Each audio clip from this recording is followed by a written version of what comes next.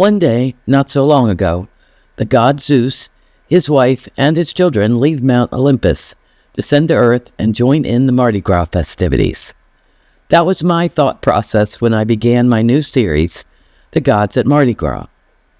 Each work is a watercolor created on Aquabord, a hardboard surface covered in textured clay. The process simulates fresco painting made famous in the Renaissance period. Michelangelo employed the technique to paint the Sistine Chapel. Fresco was also used as early as Pompeii and Crete, so I thought it was an appropriate method to paint ancient Greek Olympians. My first painting was of Dionysus, which is fitting because there wouldn't be a Mardi Gras or Carnival, as both festivals originate back to Dionysian celebrations in ancient Greece. Dionysus is the god of festivity and wine, so I picture him to be the younger brother party guy of this group. Next, Hera, the wife of Zeus and the queen of Olympus.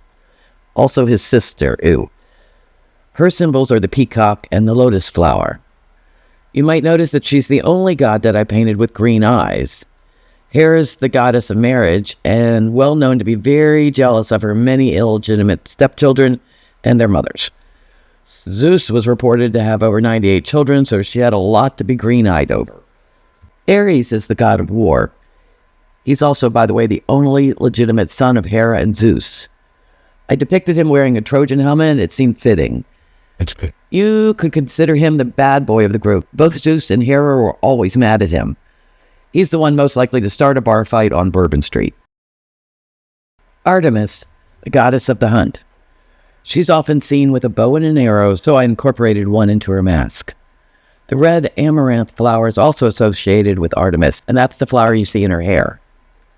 Artemis, by the way, is the twin, and her brother's Apollo. Everybody knows who Apollo is, right? He's the god of sun and light, so his mask was pretty easy to figure out. Athena is the goddess of wisdom. Her symbols include the owl, the snake, and olive branches. Athena won a contest to become the patron of Athens by giving the city an olive tree, which provided food, wood, olive oil, and shade. So the city was named after her. Persephone is the goddess of spring. She has the best story of them all, I think. While picking daffodils in a meadow, she was kidnapped by Hades, her uncle, by the way, another and taken to his kingdom in the underworld. Her mother, Demeter, demanded that she return, but because Persephone had eaten pomegranate seeds in the underworld, she could only come back for 6 months out of each year.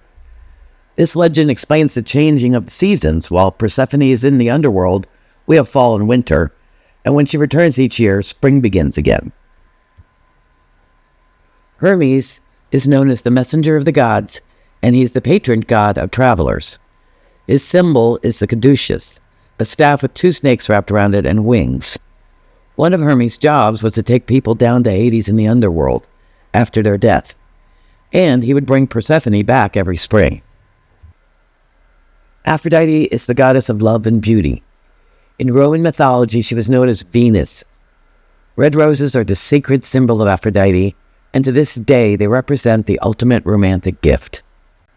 And last, of course, is Zeus, king and father to all of the gods residing on Mount Olympus. Zeus is the god of lightning, thunder, and the sky, so I gave him both a crown and a prominent lightning bolt on his mask.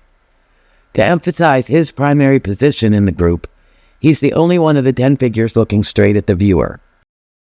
Each painting is wax sealed and framed in a black floating frame, and the entire work, when hung, takes about 7 foot of wall width.